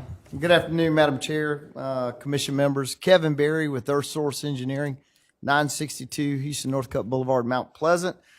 Staff's done a very comprehensive update on our proposed development, and so I'm not going to get into the weeds, but we feel like it's a good use and it's a good fit for the area. We've got 2 points of access, so we access off of Mill Street and Dunmire Hill Road, and we feel like it's got a good flow. We've done our best job to try to preserve some of the nice grand trees on the site and create common open space areas around those. And then, of course, it was mentioned the traffic study was done, and we apologize for the staff has had to go through multiple revisions with us. We first proposed it a little over a year ago, and then obviously the ZLDR was updated, so we had to update some stuff, and so we don't have any concerns with the staff comments on the PD. But we feel like it's a great development. We feel like it'll be a great fit for the area. And Jason Maxwell, the developer, is here as well, if y'all got any questions of him. But I'm happy to answer any questions if Commission has any of me. Any questions? Okay, thank you. Oh, wait a minute. Go ahead. It kind of goes with Mr. McConnell's comments, but it seems, and this is more of a large scale question or concern that I have, is the potential overuse of PDs. It seems like you probably squeeze another 3, 4, 5 lots because of the PD requests, and maybe this is an overall zoning issue that we may have. But when we're rezoning too many PDs, I would see a PD as something for a more unique situation, not just because there's a hole in the zoning. And I understand you're kind of backed into a corner where you kind of are forced into that. But I don't even know if this is necessarily a question. I guess it's more of a rambling as far as I don't see the extraordinary use to require conformity to a PD, and I don't know if y'all have done any or had done originally any looking into just using the R4 current zoning designation. I mean, we looked at that on the front end. I think what you get with the PD, just speaking freely about it, is you get a better development. We can consolidate those open space areas, making them more inviting overall. We could subdivide straight off of Dunmire Hill Road and then maybe come in and do a cul-de-sac road off of Mill Street. And I don't think you get as cohesive and as good of a product, where if we can lessen the lot sizes a little bit and then open up green space areas, and we've got a large amount of green space areas on this overall, and that's that give and take a little bit. So maybe it's 2 more lots, but I think you get a much better development out of it too. And we have the open space areas that are more inviting for the neighborhood. Still the same products at the end of the day, I think, lot wise. But I think it's a better planned product for a community. All right, thank you. Thank you. Anybody else to speak in favor? Learn my lesson. I'm Jason Maxwell. I'm the owner and the developer. And I just wanted to say thank you to the staff for all their work on this, going back and forth. To answer your question or to re-answer it, I think that one of the problems with the R4 zoning is not just the density, it's the setbacks, it's the lot width. It kind of pigeonholes, like, because it's a weird property shape, the property too much. We would never actually get to the zoning density of the R4 without the PUD. We'd have less than the zoning allowed because of the setbacks, because of the lot width, because of some of the other stuff. And you're right, you do need a more flexible zoning standard so that you're not just doing everything as a PUD. But you've got a problem in your zoning code that I think you need to address, not only the density, but the setbacks, the lot width, and some of the other stuff, so that you can have, like, we put a running track in, and we wouldn't be able to do that with R4. But I think it's something that, I think it's something you guys could address and probably have, a better standard for. Anybody else to speak in favor? Anybody who wants to speak against? John? John Zlogar. I'm not sure what to say. This basically just sounds like you just want to upzone everything. And I'm not here speaking for John's on the task force. I just happen to be waiting on the AG 15 thing. But this just seems like everything that's R4 now is just going to be upzoned. And what's the benefit of it? So if we want to upzone everything from R4 to R6 or whatever it is, let's just do that, which I don't think we should do. But all these PDs are suddenly coming in. The last one we saw, it had a purpose, right? This purpose is to have higher density and make more money, okay? And that's the simple thing. There's no advantage that the community is getting, and it does set the precedence for, if it's R4, it's a bad standard, so let's just do a PD.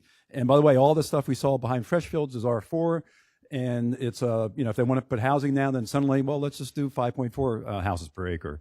So just from the standpoint of why is this here, to me is I have no idea, and I would definitely recommend that you vote against it. Thank you.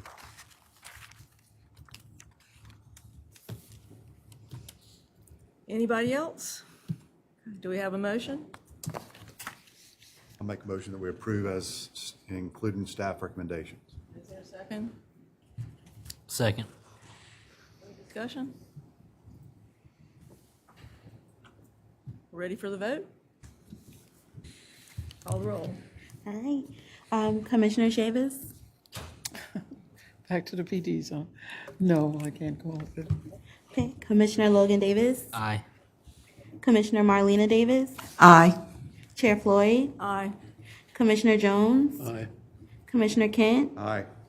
Commissioner McConnell? Aye. Commissioner Morris? Aye. Right, the ayes have it. County Council will hear this request at an upcoming public hearing on November 10th, 2022 at 6:30 p.m. in council chambers, and also at their November 17th, 2022 Planning and Public Works Committee meeting at 5 p.m. The request must then undergo 3 readings for approval at council's discretion.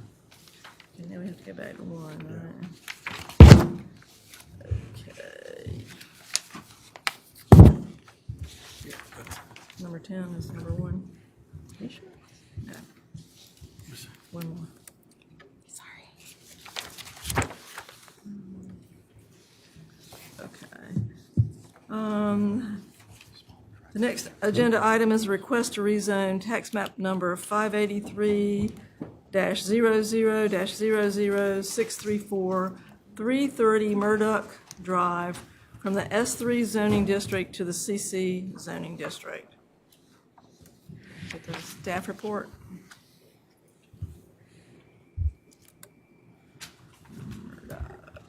Thank you. This is a request to rezone TMS 583-0000-364 3030 Murdoch from the Special Management S3 zoning district to the Community Commercial CC zoning district. This property has been zoned S3 since 2006, and prior to this request, no zoning map amendments have been requested. In 2015, when the applicant purchased the property with the intent to establish a landscaping business, the landscaping services use was allowed by special exception approval from the Board of Zoning Appeals. This property did receive special exception approval with conditions for the landscape services use from the BZA in June of 2015. However, special exception approval is only valid if construction begins within a year of the special exception being granted. I will also note that you can request an extension, but no extension was ever requested. No site plan was submitted to the county for review within the year after the special exception, so that approval lapsed.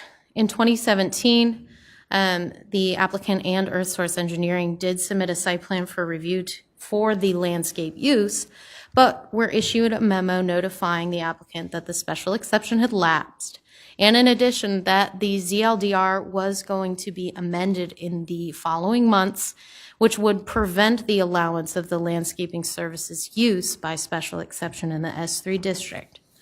The memo stated that if they intended to move forward with the project, they would need to reapply for special exception approval and get site plan approved before the ordinance was amended. The applicant reapplied for site plan review approval, but never submitted a subsequent application for special exception, and therefore the site plan review application lapsed and no development was ever approved. And then the ordinance was amended in June of 2017, no longer allowing the landscape services use to be requested by special exception or otherwise. In August of 2021, County Council also approved the application to designate the Phillips community, which includes this property, as a historic district. This means that all development on properties within the district, including the subject property, will require review and approval by the Historic Preservation Commission prior to the issuance of permits. In 2022, it came to the attention of staff that a landscape business was operating on the property without permits. Staff notified the owner of the violations and that all operations must cease. Staff also informed the owner that the only way to establish the proposed use would be to successfully rezone the property to an appropriate zoning district, submit an application for site plan review, receive approval from the Historic Preservation Commission, complete the site plan review process, and obtain all required permits and a business license. ZLDR Section 1191 zoning map amendment request does state an application along with related documents and fees for a zoning map amendment shall not be accepted or processed when the property owners has been notified pursuant to Section 1132 that a violation of this ordinance exists on or in the use of land that is the subject of the requested zoning change. The zoning and planning director, after consideration of the specific case, may waive this requirement and direct staff to process the application if it is found that a zoning map amendment serves to remedy the violation. However, this waiver does not release the property owner, applicant, and/or designated agent from compliance with Chapter 11 of this ordinance, nor does it guarantee approval of the requested zoning map amendment. If the zoning map amendment is disapproved by County Council, the property owner, applicant, and/or designated agent has a maximum of 30 calendar days from the date of disapproval to bring the subject property into compliance. Pursuant to this section of the ZLDR, the zoning and planning director directed staff to process the zoning map amendment application submitted by the property owner as a step in remedying the violation. And I would also like to note that the operations on the property have ceased as we see this application come through. Here's the subject property in the county. The future land use designation. The future land use designation of this property, and you'll see all surrounding properties, is Urban Suburban Cultural Community Protection. The current zoning is S3, Special Management. You will see a plan development. That's that blue property to the left. That is the Canyon Lane plan development that was approved, I believe, prior to S3. Sorry, I didn't address. No, it was rezoned from S3 to plan development. Right, but yes. It was approved prior to the Historic Preservation Ordinance. Understood. Prior to the approval of the Historic Preservation Ordinance, designating this area as a historic district, but it is undeveloped as of today. Here's the aerial view to the north of the subject property. And to the south, these are photos of the subject parcel and parcels adjacent, as well as Murdoch Drive, which is an ingress-egress easement. And a comparison of the land uses.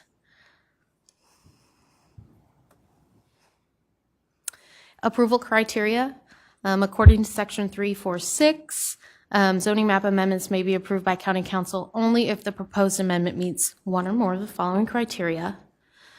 The proposed amendment is consistent with the comprehensive plan and the stated purposes of this ordinance. Staff does not find that this request is consistent with the comprehensive plan. The proposed amendment will allow development that is compatible with existing uses, recommended density, established dimensional standards, and zoning of nearby properties that will benefit the public good while avoiding an arbitrary change that primarily benefits a singular or solitary interest. Staff finds that the proposed map amendment is not compatible with the existing uses in the area. The subject parcel is only accessible via a private access easement, which is Murdoch Drive, and majority of the parcels in the immediate vicinity are either undeveloped or being used for residential purposes. And the proposed amendment corrects the zoning map error or inconsistency is not applicable. The proposed amendment addresses events, trends, or facts that have significantly changed the character or condition of an area is not applicable. Because the zoning map amendment request does not meet the stated criteria, staff recommends disapproval. One letter in opposition has been received, and this request was notified as required. Thank the staff for its comprehensive report. Are there any questions for the staff by members of the commission? One question. Have you all reviewed the private access easement to see if, even if this was granted, if that easement allows for commercial use to the property? We have not. Okay. Anybody else? Okay. Is there anyone here who wishes to speak in support of this request?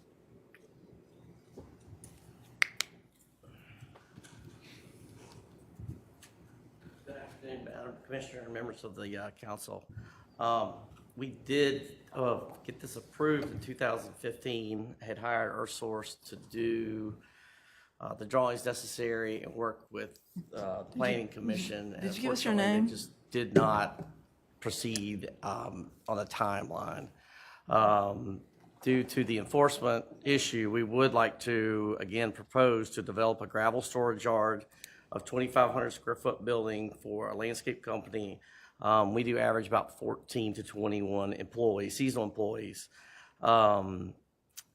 It was noted on the first thing too, I guess from a traffic standpoint, that this would be a much lower density of traffic as opposed to a residential development in that area.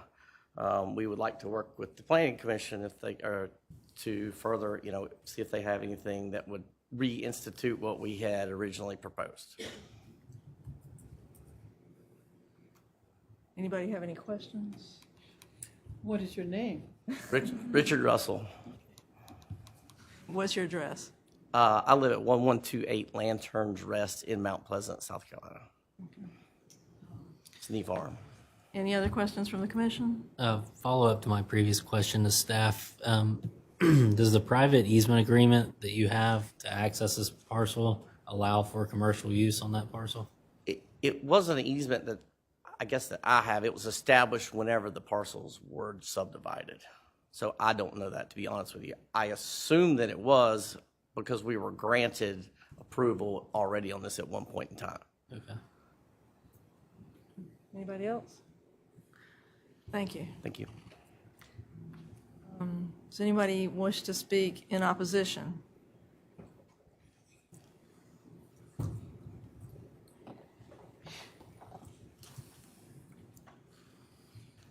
Good afternoon. My name is Jonathan Ford. I reside at 2906 Canyon Lane, Mount Pleasant. Historical Phillips community is a residential community.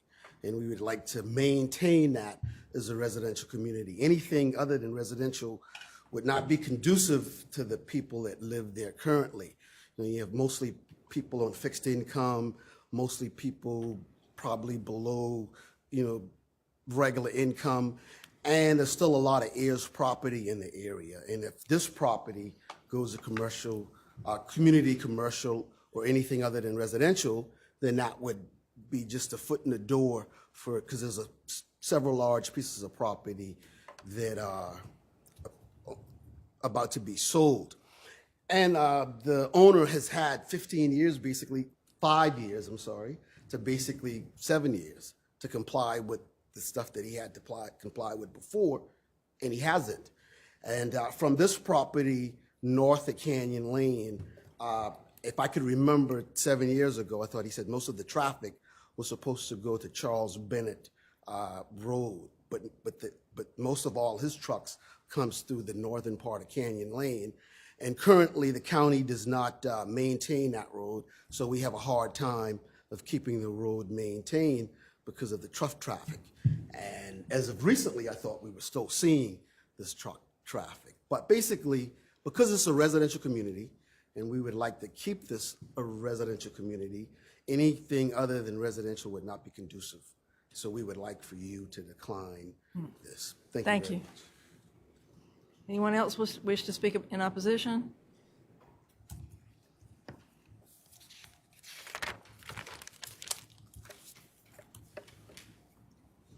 Good evening. My name is Richard Habersham. I live on 2938 Bennett Charles Road. Listening today that his business was to cease working, I just seen his truck last week. He had to pass my house to get to his property. Maybe I'm blind, but I've seen his trucks. But getting back to the area, our area, like Ms. Ford said, it's a residential area. We opposed this business from the start. We didn't want it. We already had one in the community, and we've seen what that's done. Bringing in the traffic, the noise, and everything else. Sitting in my yard in the afternoon, just listening at the people that comes in, because nobody that works there lives in the community. They come in the community.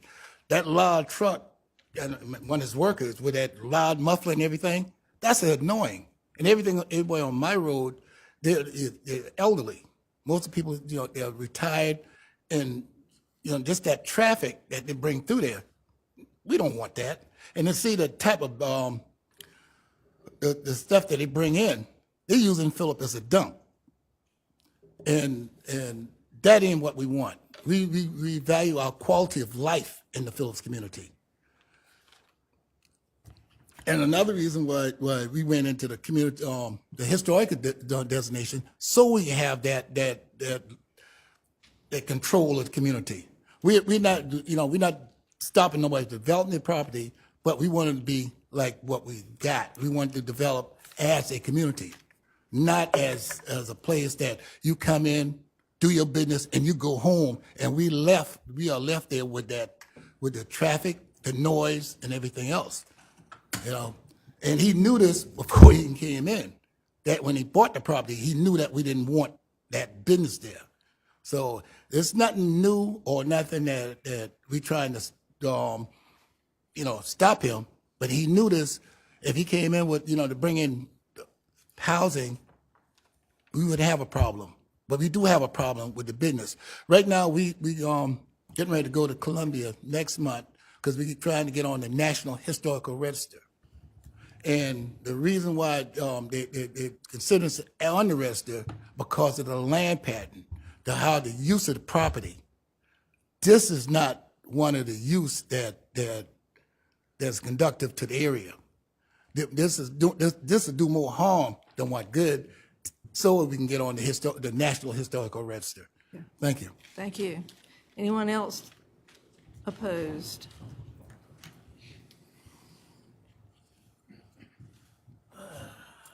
Fred Smalls, 2959 Elijah Smalls Road in the Phillips community. We oppose the rezoning of this property in our community from the S3 rural residential zoning to the community commercial zoning. If this is done, it allows several things to come into our community which we have fought to keep out of our community. It will allow 16 principal dwellings per acre, whereas in the rural residential, we only have 3. It allows us to have our larger lots, our farming, and raising our animals. Also, it allows gas stations, truck stops. This is a rural community. All of these things that I've just mentioned can easily be commercial or rezoned commercial, which again, in our rural communities, this has destroyed us. We have fought long and hard to preserve our community and our heritage. We have fought this many times coming into county council. And here we are, constantly fighting the same battle where individuals come into our communities, buy property, knowing it's under the S3 zoning, but intend to do something other than what our zoning is, and later trying to change that zoning. We oppose this again. We, all of the African American settlement communities, are being disposed of in this manner, where encroachment, annexation, roadways through our community is destroying us. And this is just another tactic to bring in commercialism. Let's just say, for instance, I bought property in one of the subdivisions that border the Phillip community. I bought a house in Park West that borders Phillip. There's no way possible I could rezone that property into the Phillips community. Why? Because it is protected. And when you buy in the subdivisions, it is understood you cannot change this. You cannot do this. We in the rural communities deserve that same protection. And we're asking for this not to happen. Thank you. Anyone else?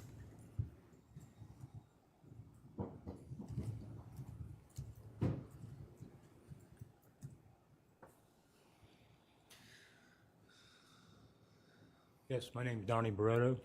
I live right at the back. In my back door is this dump site, What's your address? 2960 Julius Robertson Road. Could you pull the mic down so I can hear you? 2960 Julius Robertson Road. Okay. And from my understanding, it was supposed to be stopped, and it's continued. I can see it. I got pictures right out the back door 3 or 4 times a day since he was told not to dump there. And it continues. And frankly, I don't like seeing a dump in my backyard. And another thing, there's not a whole lot of people here because most people in the community didn't get a notice. Thank you. All right, thank you. Anyone else? All right. Is there a motion and a second? I move that we accept staff recommendation. Okay. A second? Second. Okay. Any discussion, questions for staff or discussion? Nope. Okay. We'll call the roll. Commissioner Chavis? Commissioner Logan Davis? Aye. Commissioner Marlena Davis? Aye. Chair Floyd? Commissioner Jones? Aye. Commissioner Kent? Commissioner McConnell? Aye. Commissioner Morris? Aye. The ayes have it. So we're following the staff recommendations and not allowing him to get his approval. County Council will hear this request at an upcoming public hearing on November 10th, 2022 at 6:30 p.m. in council chambers and also at their November 17th, 2022 Planning and Public Works Committee meeting at 5 p.m. What is it? It's the alarm. I'm so sorry. It won't let me. I think there's a Windows thing going on there. Oh, okay. All right. Okay, I'm going to start over. County Council will hear this request at an upcoming public hearing on November 10th, 2022 at 6:30 PM in council chambers, and also at their November 17th, 2022 Planning and Public Works Committee meeting at 5 PM. The request must then undergo 3 readings for approval at council's discretion. All right, and then now we move on to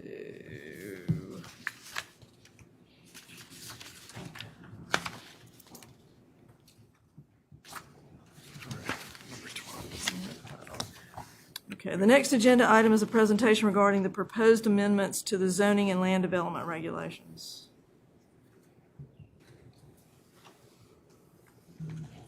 So last month at the Planning Commission meeting, staff brought to y'all a number of clarification text amendments to the ZLDR. And we received a comment from residents and from the Coastal Conservation League regarding some minor language clarification changes. And the Planning Commission directed staff to work with residents and the Coastal Conservation League to address some of those changes. We did meet and came to a consensus about some of those language clarifications. The previous language we brought to you read as follows: development along the critical line. The area of a parcel in the AG 15 district within 1,000 feet of the OCRM critical line has a maximum density of 1 principal dwelling unit per 3 acres with a minimum lot area of 3 acres. Any lot created within the 1,000 feet must also contain or abut an OCRM critical line. The remaining acreage of the parcel, more than 1,000 feet from the OCRM critical line, maintains a density of 1 principal dwelling unit per 15 acres. Following our meeting with residents and the Coastal Conservation League, we bring to you this revised language. Development along the critical line. The area of a parcel in the AG 15 district within 1,000 feet of the OCRM critical line has a maximum density of 1 principal dwelling unit per 3 acres with a minimum lot area of 3 acres. Only if the parcel abuts or contains the OCRM critical line and the newly created lots are completely contained within 1,000 feet of the OCRM critical line and abut the OCRM critical line. The remaining acreage of the parcel, more than 1,000 feet from the OCRM critical line, maintains a density of 1 principal dwelling unit per 15 acres.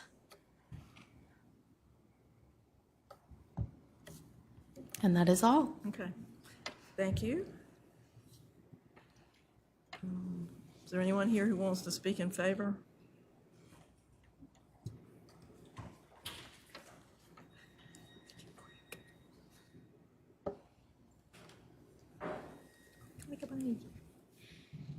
Good afternoon. Betsy LaForce with the Coastal Conservation League, 131 Spring Street. Just wanted to confirm everything that was stated, and again, thanks staff for hearing our concerns, taking the time to meet with us and flesh out these additional verbiage recommendations just to make sure that no future loopholes could potentially be fallen through. We certainly appreciate everyone's time and attention to this matter, so thank you. Anyone else wants to speak in favor?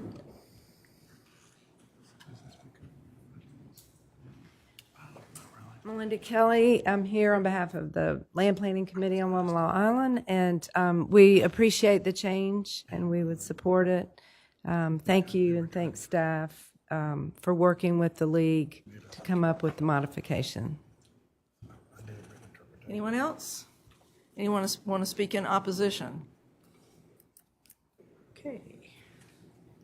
Is there a motion and a second? Move for staff recommendation. Second. Any questions, comments from members of the commission? Call the roll. Commissioner Chavis? Aye. Commissioner Logan Davis? Aye. Commissioner Marlena Davis? Aye. Chair Floyd? Aye. Commissioner Jones? Yes. Commissioner Kent? Yes. Commissioner McConnell? Aye. Commissioner Morris? Aye. The ayes have it. County Council will hear this request at an upcoming public hearing on October 25th, 2022 at 6:30 PM in council chambers. The request must then be heard at a Planning and Public Works Committee meeting and undergo 3 readings for approval at council's discretion. I'm trying to get a rise. The next item on the agenda is a presentation regarding an update in the comprehensive plan. Okay. Make it quick. He wants one of those Really back. late in my dog's class. I'm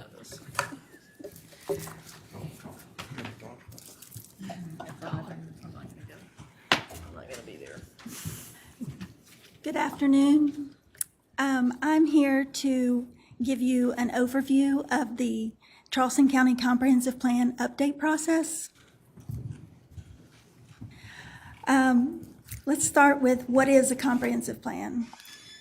The Charleston County Comprehensive Plan is a guide which defines a general vision for our community's long-term future. It is a living document with reviews and updates scheduled to assure that it continues to reflect current conditions and values.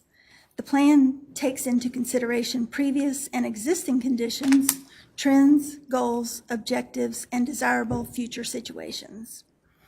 As a guiding policy document, the comprehensive plan is designed to be adaptable to changes that occur in our community over time, as well as the changing visions and goals of residents.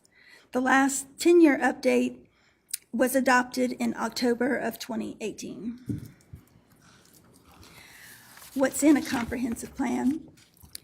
Comp plan includes specific strategies, framework plans, implementation steps, and results-oriented measurements that reflect the community-driven process.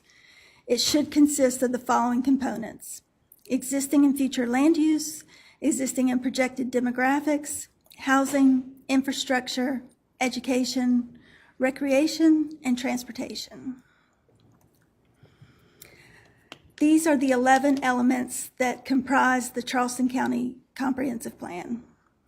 The elements, or areas of focus, are where we want to concentrate our time and attention. Each element incorporates an element goal, an overview, existing conditions, needs, and strategies with timeframes. We are currently working on a page where you will be able to access both the zoning and land development regulations and the comprehensive plan, and hope to have that up and running in the next few weeks.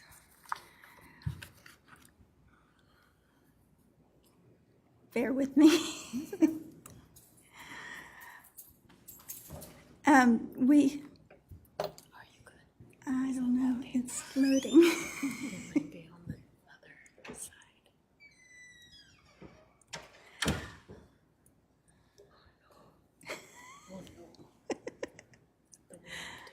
Okay. We've contracted with Encode Plus to help us with this update process, and this is the same company that hosts the ZLDR ordinance online. If you look to the screens, you can see that this is roughly what the comp plan will look like online, and I can't get to it. I want to get back. Yeah. Okay, hold on. I think we have to do that. There we go. Now, how do I get to that? Like, I can't choose. Okay, it's okay, we can just skip it. Okay. This will be an update from the existing site, which currently only shows the document in various PDFs, and it will be much more user-friendly. Our target date for the County Council adoption is next October, and our goals are to assess and update the vision statement, background information, goals, needs, and strategies of each element, incorporate sustainability into the energy element, and review and apprise the annual work program. These are the tentative dates for the comp plan update process. We will be able to refine these more as the update progresses.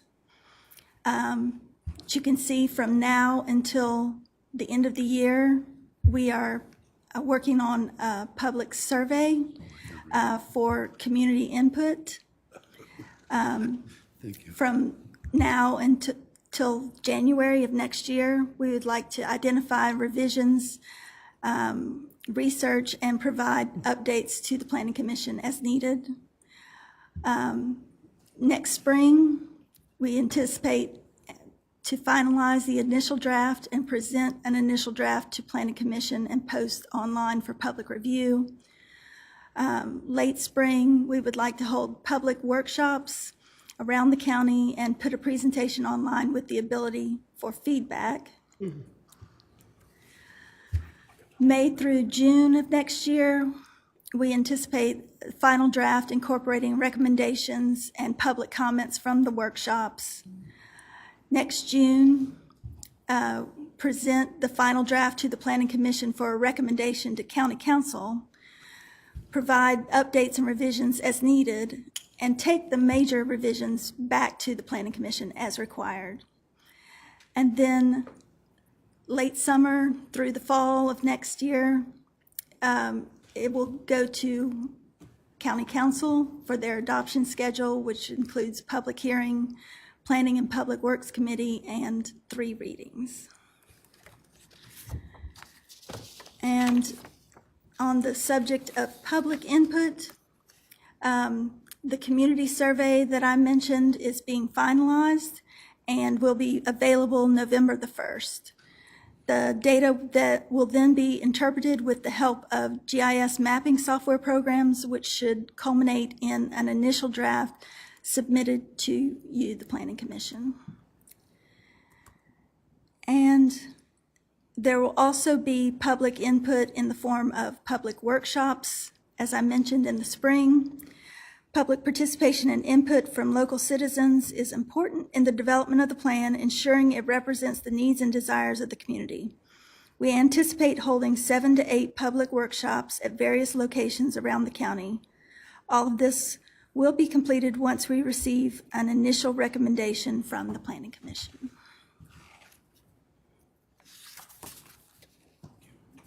All right, thank you.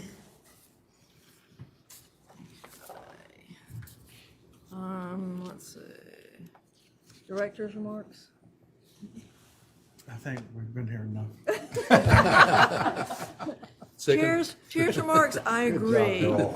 There's no further business. This meeting of the Charleston County Planning Commission stands adjourned. The Planning Commission will hold its next regularly scheduled meeting on Monday, November 14th at 2 p.m. in council chambers. Woo! Oh, I like that.